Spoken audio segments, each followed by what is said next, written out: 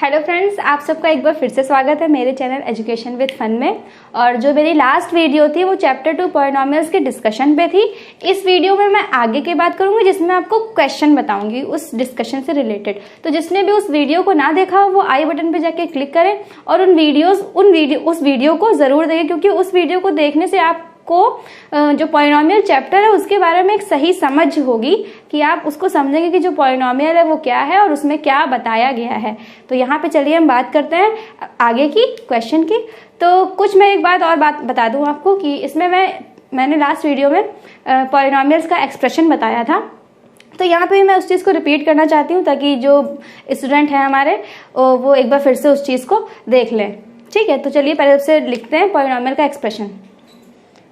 तो जो पॉलिनोमियल का एक्सप्रेशन था वो कुछ ऐसा था, a1 x की power n plus a2 x की power n minus 1 plus a3 x की power n minus 2 dot dot dot plus a0 x की पावर 0। ये हमारा पॉलिनोमियल का एक्सप्रेशन है। ठीक है, ये a1 a2 a3 a0 यहाँ पे कांस्टेंट टर्म है और x वेरिएबल है जिसकी x पे डिपेंड करता है कि जो हमारा पॉलिनोमियल है वो क्वाड्रेटिक है, लीनियर है, क्यूबिक है या बाई क्वाड्रेटिक है। क्योंकि x की जो मैक्सिमम पावर रहेगी, जैसे कि अगर x की मैक्सिमम पावर 1 है तो वो हमारा पॉलिनोमियल लीनियर पॉलिनोमियल होगा। मैक्सिमम पावर अगर x की 2 रहेगी तो वो क्वाड्रेटिक होगा, अगर 3 पावर रहेगी तो वो क्यूबिक रहेगा और अगर 4 पावर रहेगी तो वो बाई क्वाड्रेटिक रहेगा। तो जो भी आप इस तरह की इक्वेशंस आपने बुक्स में देखी होंगी, पढ़ते होंगे, 2x प्लस 3 और 4x square plus 2x plus 9, तो ये जो इक्वेशंस आप देखते हैं ये कहीं ना कहीं इन्हीं का एक रूप होती हैं, इन्हीं से ये बन के आई होती हैं। हम आपको एक इक्वेशन, एक क्वाड्रेटिक इक्वेशन इससे बना के भी दिखाना चाहते हैं ताकि आपकी एक सही समझ हो जाए पॉलिनोमियल पर। तो चलिए देख लेते हैं। यहाँ पे हम लास्ट वीडियो में मैंने इसी एक्सप्रेशन से लीनियर पॉलिनोमियल बना के दिखाया था। यहाँ पे मैं क्वाड्रेटिक पॉलिनोमियल आपको बना के दिखाना चाहती हूँ कैसे। बाकी अभी हम आगे क्वेश्चन की बात करेंगे।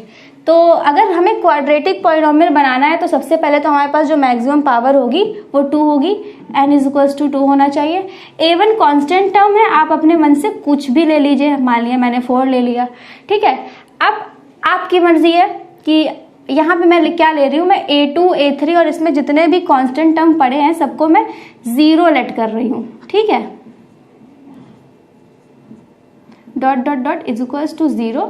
और जो मेरा a0 है यहाँ पे इसको भी कोई कांस्टेंट टर्म हम ले रहे हैं, 5 ले रहे हैं। और x0 की पावर, तो x की पावर जो 0 है वो तो 1 ही है। ठीक है, यहाँ पे जो मैं एक बात बार बार कह रही हूँ, a0 यानी जब 0 को स्क्रिप्ट में लिखते हैं, नीचे लिखते हैं तो उसे नॉट कहते हैं। ठीक है, a0। और ये x की पावर 0 का मतलब क्या होगा, 1। तो चलिए आप अपनी क्वाड्रेटिक इक्वेशन बनाते हैं। अगर a1 को हमने 4 लेट किया है तो 4 हो जाएगा, इंटू x की पावर n यानी x की पावर 2। और ये सारे टर्म तो a2 a3 को तो हमने 0 लेट कर लिया, तो ये सारे टर्म जितने बीच में पड़े हैं सभी 0 हो जाएंगे। और फिर हमारा बचा ये a0 यानी 5 और x की पावर 0 यानी 1, तो 4x स्क्वायर प्लस 5। ये हमारा कैसा पॉलिनोमियल है, क्वाड्रेटिक पॉलिनोमियल आपको यहाँ से मिल गया। ठीक है, क्योंकि बच्चे अक्सर कंफ्यूज रहते हैं कि ये क्या है और ये क्या है। तो ये जो है वो इसी से ही बना हुआ है। अगर आप चाहें तो a1 को 0 ना लें, a1 को आप कोई और कांस्टेंट टर्म उसको नाम दे दीजिए। मान लिया a1 को भी मैंने a2 a1 मैंने यहाँ पे लिख दिया था, यहाँ पे a1 नहीं था, ये a2 से था, a2 a3 और a1 को मैंने यहाँ पे 4 लेट किया था। ठीक है, अब अगर आप चाहें तो a2 को 0 ना लें, a2 को कुछ 5 कर दें, तो यहाँ पे हमारी फिर एक पॉलिनोमियल बन जाएगी। कैसी पॉलिनोमियल बनेगी, इसी के हिसाब से 4x स्क्वायर प्लस, यानी a2 को हमने क्या ले लिया है, 5 ले लिया है, और ये x की पावर n माइनस 1 यानी अगर n को हमने 2 लिया है तो 2 माइनस 1 यानी 1, तो 5x और प्लस ये वाले अब 0 हो गए हैं। ठीक है, अब ये a3 से सारे 0 हो गए हैं और ये हो जाएगा हमारा प्लस 5। तो ये भी हमें क्या मिल गई, एक क्वाड्रेटिक पॉलिनोमियल मिल गया। ठीक है, तो यहाँ पे केवल इतना समझना है कि जो भी आप लीनियर और क्वाड्रेटिक बाई क्वाड्रेटिक पढ़ते हैं तो वो इन्हीं सब से मतलब बनती हैं पॉलिनोमियल। तो अब हम बात करते हैं अपने क्वेश्चन की। देखिए यहाँ पे जो एक वर्ड यूज होगा जीरोज, वो मैंने अपनी लास्ट वीडियो में बताया है कि आप जीरोज क्वाड्रेटिक पॉलिनोमियल या लीनियर पॉलिनोमियल के आप जीरोज को कैसे फाइंड करेंगे। तो आगे अब हम बात करेंगे कि हमें जीरोज को कैसे फाइंड करना है। मेन फोकस हमारा लीनियर और क्वाड्रेटिक इक्वेशन पर रहेगा, क्योंकि चैप्टर में रिडक्शन किया गया है तो क्यूबिक इक्वेशन में बहुत ही इजी क्वेश्चन पूछे जाएंगे। जो आपको जीरोज निकालने हैं या जो जीरोज को एक्स की वैल्यू भी कहते हैं, जो एक्स की वैल्यू निकालनी है वो लीनियर और पॉलिनोमियल से रिलेटेड होती है। तो चलिए बात करते हैं क्वेश्चन की। तो जो क्वेश्चन है हमारा वो ये है, find the zeros of quadratic polynomial and verify the relationship between their coefficient and zeros. ठीक है, तो हम क्वाड्रेटिक जो हमारे पास पॉलिनोमियल दिया होगा उसके हम जीरोज फाइंड करेंगे और जीरोज और उनके कोफिशिएंट के बीच रिलेशन को वेरीफाई करेंगे। तो सबसे पहले आप समझ लीजिए क्वाड्रेटिक इक्वेशन अगर होगी तो उसे हम कैसे सॉल्व करेंगे और जो कोफिशिएंट की बात हो रही है वो क्या होता है। क्वाड्रेटिक इक्वेशन मैंने 2 लिख रखी है, तो चलिए देखते हैं। क्वाड्रेटिक इक्वेशन के जीरोस फाइंड करने के लिए देखिए जीरोस क्या है, एक्स की जो वैल्यू हमें फाइंड करनी होती है उसी को कहते हैं जीरोस ऑफ द पॉलिनोमियल। ठीक है, जो एक्स की वैल्यू हम यहाँ से निकालेंगे वो जीरोस होंगे, उसको रूट भी कहते हैं, जीरोस भी कहते हैं, रूट भी कहते हैं और वैल्यू ऑफ एक्स भी कहते हैं। तो क्वाड्रेटिक इक्वेशन की वैल्यू निकालने के लिए या एक्स की वैल्यू या जीरो फाइंड करने के लिए हम पहले देखेंगे कि वो इक्वेशन हमारी सिस्टमैटिक ऑर्डर में है अथवा नहीं। तो सिस्टमैटिक ऑर्डर का मतलब क्या है कि जो पावर है वो डिक्रीजिंग होनी चाहिए। अब इसका मतलब ये नहीं है कि एक्स की पावर 2 के बाद आपको एक्स की पावर 1 मिले ही, 1 मिले या ना भी मिले, लेकिन डिक्रीज हो। अगर डिक्रीज नहीं हो रहा तो आप उसको सिस्टमैटिक ऑर्डर में लिखेंगे और डिक्रीज करेंगे। यहाँ पे तो देखिए 2 पावर है, ये 1 पावर है, यहाँ पे एक्स की पावर 0 यानी डिक्रीजिंग ऑर्डर में है। अब अगर यहाँ पे हमारा 2x ना होता तो भी इसको डिक्रीजिंग पावर में ही करते हैं, क्योंकि ये 2 है और यहाँ पे कोई भी पावर नहीं है। अगर यहाँ पे कोई एक्स क्यूब रखा होता तो हम पहले एक्स क्यूब वाला टर्म पहले लिख लेते। तो खैर यहाँ पे वो सब प्रॉब्लम्स नहीं है, हमारे पास यहाँ पे सिस्टमैटिक ऑर्डर में है एक्स की पावर 2, एक्स की पावर 1 और एक्स की पावर 0। तो चलिए इसे हम सॉल्व करते हैं। कैसे सॉल्व करेंगे देखिए, सोल्यूशन। कोफिशिएंट की जो बात हुई है यहाँ पे एक्स स्क्वायर का कोफिशिएंट क्या है 1, एक्स का कोफिशिएंट क्या है 2 और कांस्टेंट टर्म क्या है 8। तो यहाँ पे जब एक्स स्क्वायर का कोफिशिएंट 1 होता है तो हमें कुछ नहीं देखना है, केवल जो कांस्टेंट टर्म है उसको देखना है। इस 8 के हमें ऐसे फैक्टर करने हैं कि उन ऐसे दो फैक्टर करने हैं। इस 8 के हमें ऐसे 2 फैक्टर करने हैं कि उन 2 नंबर्स को सब्सट्रैक्ट करने पे 2 आ जाए। सब्सट्रैक्शन पे क्यों, हम यहाँ वाला साइन देखते हैं, यानी हम 8 के 2 फैक्टर करेंगे, 4 2 जा 8 होता है और 4 में 2 को जब हम माइनस करेंगे तो हम देखेंगे कि ये 2 आ रहा है कि नहीं आ रहा है। एक्स का कोफिशिएंट हम देखते हैं। एक बात यहाँ पे और समझिए, 8 के फैक्टर आपके 8 1 जा 8, 8 के फैक्टर आपके 8 और 1 भी हो सकते हैं, लेकिन जब आप 8 में 1 को माइनस करेंगे तो आपको 2 नहीं मिलेगा, आपको 6 मिलेगा। अगर यहाँ पे 6 होता तो हम 8 के ये वाले फैक्टर करते हैं, सॉरी 7। अगर आप 8 में 1 माइनस करेंगे तो आपको 7 मिलेगा। अगर यहाँ पे इन्होंने 7 रखा होता तो हम यहाँ पे 8 के ये फैक्टर करते, लेकिन यहाँ पे 2 है तो हमें 2 चाहिए, माइनस करने पे 2 चाहिए। माइनस करने पे ही क्यों चाहिए, क्योंकि यहाँ पे साइन माइनस का है। ठीक है, तो हमें माइनस करने पे 2 चाहिए, तो हमने ये 8 के 2 फैक्टर किए, 4 2 जा 8 यानी 4 और 2, और 4 में 2 गया तो 2 आएगा। अब आगे का प्रोसेस देखिए। इतनी बात समझ में आई कि फैक्टर कैसे करते हैं, और जो फैक्टर करते हैं वो उनको माइनस करते हैं या प्लस करते हैं, वो इस साइन पर डिपेंड करता है, और हमें ये वाला एक्स का कोफिशिएंट चाहिए होता है। तो चलिए देखते हैं, एक्स स्क्वायर माइनस, अब 2 की जगह पे हम क्या लिख देंगे 4 माइनस 2, जैसा कि अभी मैंने बताया कि 4 2 जा 8 और 4 में 2 गया 2, और यहाँ पे एक्स और माइनस 8। आगे देखते जाइए, एक्स स्क्वायर 4 की एक्स से मल्टीप्लाई होगी और ये माइनस है तो माइनस लगाएंगे, 4 की एक्स से होगी 4x, माइनस 2 की एक्स से होगी माइनस 2x, फिर ये माइनस 8। अब हम ये ब्रैकेट ओपन करेंगे, ब्रैकेट से पहले माइनस है तो वो अंदर के साइन को, माइनस जो है अंदर के साइन को चेंज कर देता है। जो 4 प्लस का है तो ये माइनस का हो जाएगा 4x, और ये 2x माइनस का है तो ये प्लस का हो जाएगा 2x माइनस 8। अब हम ये 2 में कॉमन लेंगे, ठीक है, एक टर्म ये एक टर्म ये, इसमें हम कॉमन लेंगे। देखते हैं हमें क्या कॉमन मिलता है। इन दोनों में हमें x कॉमन दिख रहा है, क्योंकि यहाँ पे x की पावर 2 है, यहाँ पे x है, एक x दोनों से ले लिया तो यहाँ पे बचा x माइनस 4। ऐसे यहाँ पे हमें क्या दिख रहा है, ये 8 दरअसल क्या है, 8 ये है 2 × 4 है, ठीक है। तो 8 क्या है, 2 इंटू 4 है, तो हम यहाँ पे 2 है और इस टर्म में भी 2 है, तो हमने 2 कॉमन ले लिया, तो इधर बचा x माइनस 4। अब इन दोनों टर्म में हमें क्या कॉमन मिल रहा है, x माइनस 4 और x प्लस 2, यानी ये हमारे फैक्टर हो गए। ये तो हमने कर दिया फैक्टर। अभी इस क्वेश्चन को हम बाद में सॉल्व करेंगे, इधर आ जाते हैं। यानी इस क्वेश्चन के, इस पॉलिनॉमियल के हमने क्या फैक्टर किए, x माइनस 4 और x प्लस 2। क्योंकि हमें जीरोस फाइंड करना है, जीरोस फाइंड करने का मतलब हमें x की वैल्यू फाइंड करनी है। x की वैल्यू तभी आएगी जब हम इस पॉलिनॉमियल को इक्वेशन बना देंगे। पॉलिनॉमियल को इक्वेशन बनाने का क्या मतलब है, इज इक्वल्स टू में आप इसको क्या कर दीजिए, ज़ीरो कर दीजिए। इज इक्वल्स टू में हम क्या कर देंगे, ज़ीरो कर देंगे। इक्वेशन में दो लेफ्ट हैंड साइड और राइट हैंड साइड होता है, इसीलिए हमने इसको ज़ीरो कर दिया। अब हम एक बार क्या ले लेंगे, x minus 4 is equals to 0, यानी x बराबर 4, और एक बार क्या ले लेंगे, x plus 2 is equals to 0, यानी x is equals to minus 2। यानी इसके दो ज़ीरोज़ हमने फाइंड कर लिए। एक जो x की वैल्यू थी वो x इज इक्वल्स टू 4 आई, और एक जो x की वैल्यू थी वो x is equals to minus 2 आई। ठीक है, ये इस पॉलिनॉमियल के हमने ज़ीरोज़ फाइंड कर लिए, या कह सकते हैं रूट फाइंड कर लिए, या ऐसे भी कह सकते हैं कि x की वैल्यू फाइंड कर ली। अब हमें रिलेशनशिप बताना है इनके ज़ीरोज़ और कोफिशिएंट में। चलिए देखते हैं। रिलेशनशिप बताने के लिए आपके पास एक, इस पार्ट को मैं रफ कर देती हूँ, और यहाँ से अब जो आगे की बात होगी वो हमारी यहाँ से होगी। तो यहाँ पे मैंने रफ कर दिया है और ज़ीरोज़ हमने फाइंड कर लिए हैं। एक ज़ीरोज़ आया x इक्वल्स टू 4, एक आया माइनस 2। एक बात और ध्यान रखिए कि x की पावर जितनी भी मैक्सिमम पावर होगी, x की उतनी ही वैल्यूज़ निकलती हैं। लीनियर इक्वेशन में x की पावर 1 होती है, तो x की वैल्यू केवल 1 निकलेगी, यानी उसका रूट केवल 1 रहेगा। और यहाँ पे x की पावर मैक्सिमम पावर 2 है, तो x की दो वैल्यूज़ निकलनी ही निकलनी है। ठीक है, और ये कैसी वैल्यूज़ हैं, रियल वैल्यूज़ हैं।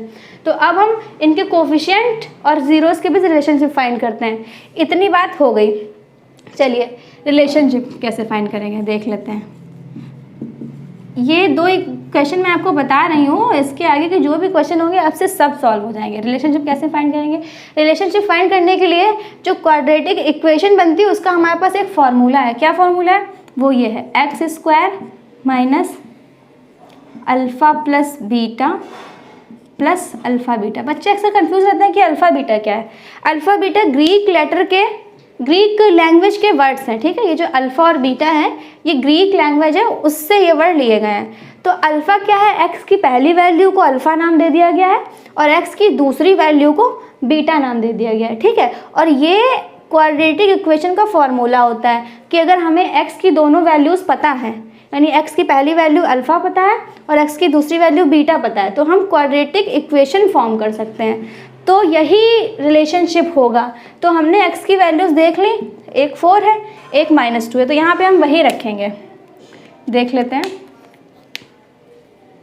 एक्स स्क्वायर माइनस, पहली वैल्यू है 4 और दूसरी वैल्यू है माइनस 2, प्लस यहाँ पे 4 इंटू माइनस 2। अल्फ़ा बीटा का मतलब इनका मल्टीप्लाई हो रहा है।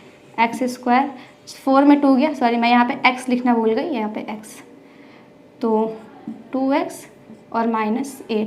यानी ये देखिए हमने x की दो वैल्यूज़ निकाली, फिर ये जो फॉर्मेशन था इसमें मैंने रखा, तो हमें वही इक्वेशन मिल गई जो हमारा क्वेश्चन था।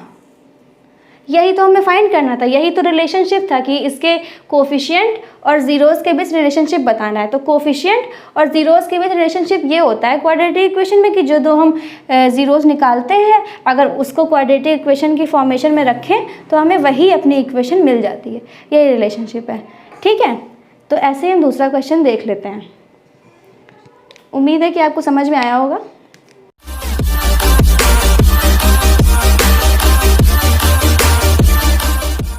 तो दूसरा क्वेश्चन मैंने इधर लिखा था, अब इधर लिख लिया है। तो इस क्वेश्चन में हम देख लेते हैं, वही काम हमें करना है जो पहले क्वेश्चन में किया था, वही काम इसमें करना है। तो सबसे पहले हम देखेंगे सिस्टमैटिक ऑर्डर में है या नहीं है। सिस्टमैटिक ऑर्डर में तो भाई ये नहीं है, ये x की पावर 2 है, यहाँ पे x की पावर 0 है, यहाँ पे 1 है, यानी पावर पहले घटी फिर बढ़ गई। हमें इस ऑर्डर में करना है कि पावर घटती ही जाए। तो चलिए इसे हम सिस्टमैटिक ऑर्डर में लिखते हैं पहले, उसके बाद सॉल्व करते हैं कि 6x स्क्वायर -7x और -3। देखिए बच्चे गलती कर देते हैं कि 7x यहाँ से उठा के यहाँ लिखेंगे, तो उनकी आदत पड़ी होती है यहाँ पे प्लस लिखने की। हमारी आदत होती है कि हम किसी भी नंबर के बाद सीधे प्लस बना देते हैं। ये बात नहीं होती है। जिस नंबर को हम लिख रहे हैं देखते हैं कि उस पर साइन क्या है। 7x अगर हम लिख रहे हैं तो देखेंगे कि 7x प्लस क्या है, माइनस का। अगर प्लस का है तो यहाँ प्लस लिखिए और माइनस का है तो माइनस लिखिए। ऐसे 3 माइनस का है तो यहाँ पे लिख लिया -3। अब ये सिस्टमेटिक बन गया। अब यहाँ पे क्या है कि जो एक्स स्क्वायर कोफिशिएंट 6 है और ये 3 है। पहले वाले क्वेश्चन में एक्स स्क्वायर का कोफिशिएंट 1 था तो कोई दिक्कत नहीं थी, इसके फैक्टर कर दिए थे। अब यहाँ पे जो एक्स स्क्वायर का कोफिशिएंट है वो 6 है और ये 3 है, तो हम 6 × 3 करेंगे यानी 18।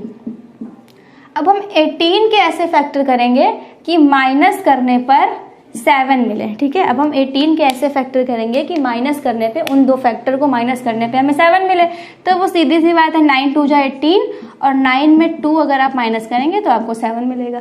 ठीक है, अगर आपके पास एक्स स्क्वायर का कोई कोफिशिएंट होता है तो आप उसको और इस कांस्टेंट टर्म को मल्टीप्लाई कर लीजिए, उनके फैक्टर करिए। और अगर एक्स स्क्वायर का कोफिशिएंट 1 है तो आपको इसी कांस्टेंट के फैक्टर करने होते हैं। तो चलिए शुरू करते हैं।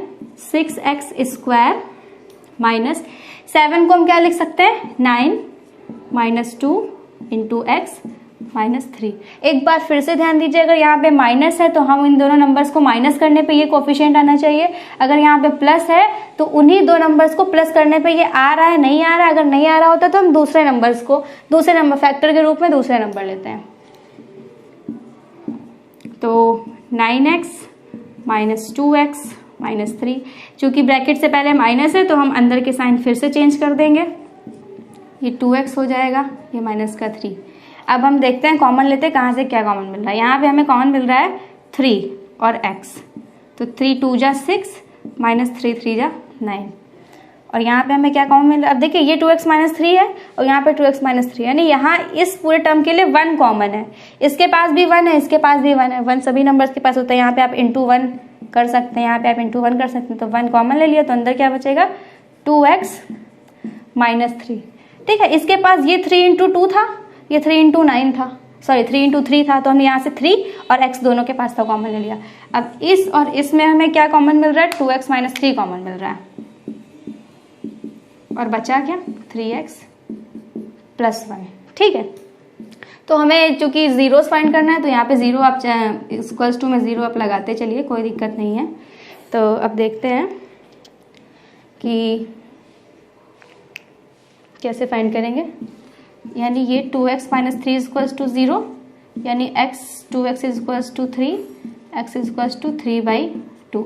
एक आपको x की वैल्यू ये मिल गई और जो दूसरी मिलेगी 3x + 1 = 0, 3x = -1, यानी x = -1/3। एक वैल्यू आपको ये मिल गई, यानी इस इक्वेशन के भी आपको 2 रूट्स मिल गए।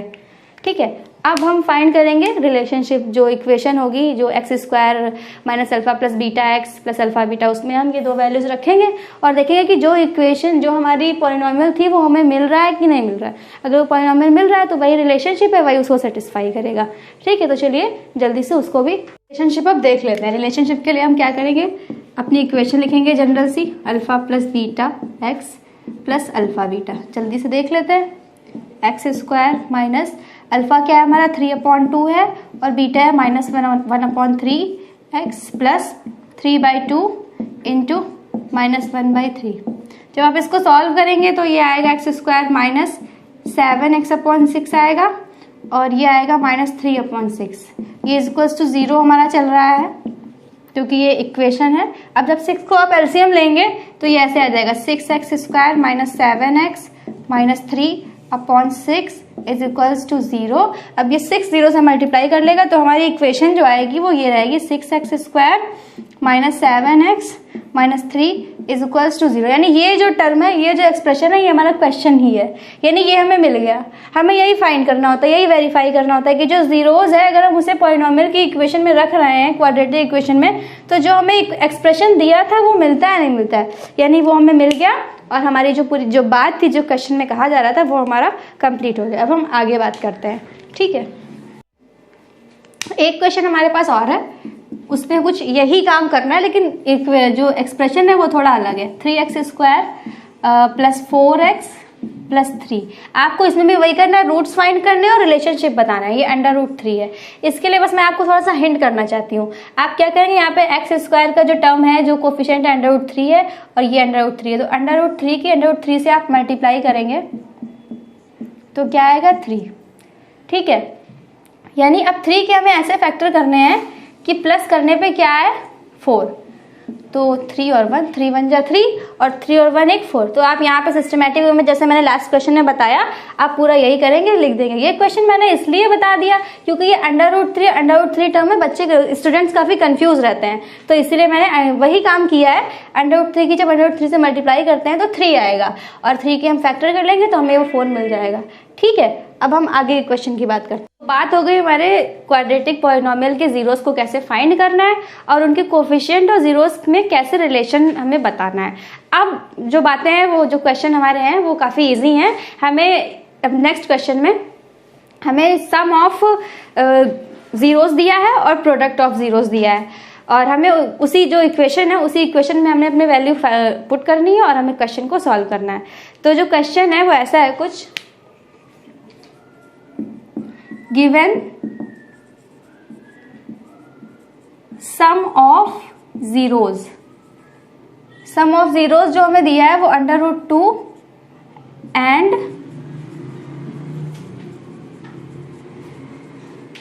प्रोडक्ट ऑफ जीरोज जो हमें दिया है वो 1/3 दिया है। तो हम जल्दी से, और हमें क्या बनाना है, क्वाड्रेटिक पॉलिनोमियल बनाना है। तो देख लेते हैं, जो सोल्यूशन में हम ऐसे ही करेंगे, x² minus alpha plus beta x plus alpha beta. यानी देख लीजिए, ये सम ऑफ जीरोस दिया है और ये प्रोडक्ट ऑफ जीरोस दिया है। कुछ नहीं करना है हमें, केवल और केवल यहाँ पे वैल्यू अल्फा और बीटा, ये सम ऑफ जीरोस है। अल्फा प्लस बीटा क्या दिया है, √2 दिया है और ये x हो जाएगा। अल्फा बीटा क्या दिया है, 1/3 दिया है। ये हमारी पॉलिनोमियल बनी। अगर आप चाहें तो इसको और अच्छे से कर सकते हैं, आप 3 को कॉमन ले सकते हैं, यानी एलसीएम ले सकते हैं। जब आप 3 का एलसीएम लेंगे तो 3x² माइनस 3 √2x प्लस 1, यहाँ पे ये 0 भी चल रहा है साथ में, +1। तो यहाँ पे क्या रहेगा, ये हमारी इक्वेशन रहेगी 3x² माइनस 3 √x प्लस 1। 3 जो है वो 0 से मल्टीप्लाई कर देगा, 0 हो जाएगा। यानी ये हमारी पॉलिनोमियल, क्वाड्रेटिक पॉलिनोमियल बन गई। अब ऐसे ही आपको नेक्स्ट जो और भी क्वेश्चन आपको मिलेंगे, आप उसमें अच्छे से कर सकते हैं, क्योंकि यहाँ पे क्या है, गिवन सम ऑफ जीरोस दिया होगा, प्रोडक्ट ऑफ जीरोस दिया होगा, आप वैल्यू पुटअप करिए और अपना पॉलिनोमियल फाइंड कर लीजिए। तो एक क्वेश्चन हमने सॉल्व कर लिया। ऐसे दूसरा क्वेश्चन भी देखते हैं, उसमें भी हमें सम ऑफ जीरोस जो दिया है वो -1/4 है और जो प्रोडक्ट ऑफ जीरोस है 1/4 है। तो सम ऑफ जीरोस को आप ऐसे लिख सकते हैं, alpha plus beta is equals to -1/4 और जो आपको प्रोडक्ट ऑफ जीरोस दिया है वो 1/4 दिया है। ये आप अपना सोल्यूशन में लिख सकते हैं। सोल्यूशन में हालांकि ऐसे करके नहीं दिया है, सोल्यूशन में क्वेश्चन में ऐसे करके नहीं देते हैं। क्वेश्चन में आपको केवल लैंग्वेज में देते हैं कि सम ऑफ जीरोस -1/4 है और प्रोडक्ट ऑफ जीरोस 1/4 है, तो पॉलिनोमियल फॉर्म करिए। तो हमें पता है कि सम ऑफ जीरोस को हम अल्फा प्लस बीटा लिखते हैं और प्रोडक्ट ऑफ जीरोस को अल्फा बीटा लिखते हैं। तो चलिए जल्दी से बना लेते हैं, अल्फा प्लस बीटा। अगर आपको इक्वेशन ये याद हो गई तो आपको बार बार लिखने की जरूरत नहीं है। तो x² यहाँ पे हम लिखेंगे माइनस और इसका माइनस मिलके हो जाएगा प्लस, तो 1/4x और ये प्लस 1/4 इज इक्वल्स टू 0। आप चाहें तो 4 को, चाहें कि आपको 4 कॉमन ही लेना है, मतलब एलसीएम लेना है, तो ये x plus 1 is equals to 0। 4 जो एलसीएम में आके हो गया, यानी ये हमारी यहाँ पे इक्वेशन बन गई। ठीक है, अब आगे की बात कर लेते हैं। तो जो अभी लास्ट हमने क्वेश्चन में बात की, उसमें क्या था कि सम ऑफ जीरोस दिया होता था और प्रोडक्ट ऑफ जीरोस दिया होता था। हम अपनी क्वाड्रेटिक इक्वेशन का जो जनरल फार्मूला है उसमें हमने वैल्यू पुटअप करी और अपना जो पॉलिनोमियल है उसे फाइंड कर लिया। अब इस बार आपको सम ऑफ जीरोस और प्रोडक्ट ऑफ जीरोस की जगह एक्स की 2 वैल्यूज ही दी होंगी। और मैंने जैसा कि बताया कि एक्स की क्वाड्रेटिक इक्वेशन में एक्स की फर्स्ट वैल्यू को आप अल्फा बोलते हैं और एक्स की सेकेंड वैल्यू को हमने क्या नाम दे रखा है, बीटा नाम दे रखा है। और अल्फा और बीटा ग्रीक लैंग्वेज से आए हुए हैं। तो ब्लैक बोर्ड पे लिखा है अल्फा इक्वल्स टू -1 और बीटा इक्वल्स टू 2, यानी इन दोनों के यूज से, इन दोनों का प्रयोग करके हमें क्वाड्रेटिक पॉलिनोमियल को बनाना है। तो इक्वेशन हम वही रखेंगे, बस इस बार हमें अल्फा प्लस बीटा की जगह अल्फा और बीटा अलग अलग दिया है। तो पहले हम फाइंड कर लेंगे कि अल्फा प्लस बीटा क्या हो रहा है और अल्फा बीटा क्या हो रहा है। तो चलिए देख लेते हैं। सोल्यूशन 1, तो अल्फा इज इक्वल टू -1 है और बीटा इज इक्वल टू 2 है, तो अल्फा प्लस बीटा हम देख लें, यानी -1 + 2, यानी ये क्या आया हमारा 1 आया, ठीक है। और अल्फा बीटा देख लेते हैं, यानी -1 × 2, अल्फा बीटा क्या आ गया -2 आ गया। कोई नहीं, अब alpha plus beta, alpha beta हमें मिल गए, तो हम वही इक्वेशन लिखेंगे फिर से और अपनी पॉलिनोमियल को फाइंड करेंगे। कैसी पॉलिनोमियल? Quadratic polynomial. तो x², तो अल्फा प्लस बीटा हम 1 निकाल के लाए, 1x का मतलब 1x लिख दीजिए, और ये हो गया -2 अल्फा बीटा। 1x को आप चाहें तो केवल x लिख दीजिए, -2 = 0, यानी ये जो हमारी इक्वेशन निकला यही इन्होंने पूछा था, ठीक है। ऐसे ही हम दूसरा भी सॉल्व कर लेते हैं, जिसमें हमें अल्फा की वैल्यू -4 दी है और बीटा की वैल्यू 5 दी है, ठीक है। तो -4 + 5, अल्फा प्लस बीटा क्या आएगा 1 आएगा, और अल्फा बीटा जो आएगा वो -20 आएगा, ठीक है।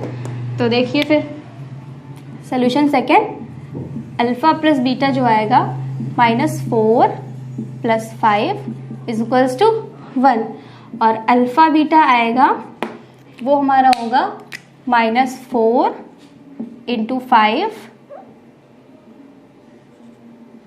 = -20, ठीक है। तो यहाँ पे भी हम वही करेंगे, अब हम इक्वेशन नहीं लिख रहे हैं, इक्वेशन आपको लर्न हो चुकी होगी इतनी देर में। x² minus alpha plus beta, तो माइनस अल्फा प्लस बीटा क्या है 1, और x प्लस अल्फा बीटा, तो अल्फा बीटा क्या है -20 = 0, x² माइनस x -20 = 0। तो ये थे आपके दो टाइप के क्वेश्चन, जिसमें आपको अल्फा प्लस बीटा और अल्फा बीटा दिया होगा कुछ क्वेश्चन में, यानी सम ऑफ जीरोज और प्रोडक्ट ऑफ जीरोज दिया होगा, तो आप उससे पॉलिनोमियल फाइंड करेंगे, और एक बार क्या होगी अलग अलग वैल्यू दी होंगी तो आप उनको फाइंड करेंगे। लेकिन इक्वेशन जो आपकी जनरल इक्वेशन रहेगी वो आपको एक ही इक्वेशन रहेगी, जो भी दिया है आपको उसके हिसाब से, रॉ मटेरियल के हिसाब से अपनी वैल्यूज को पुटअप कर देना है और पॉलिनोमियल को फाइंड कर देना है, ठीक है। तो अब जो नेक्स्ट क्वेश्चन है हमारा, और वो लास्ट क्वेश्चन है, उस पर हम बात कर लेते हैं। तो देखते हैं,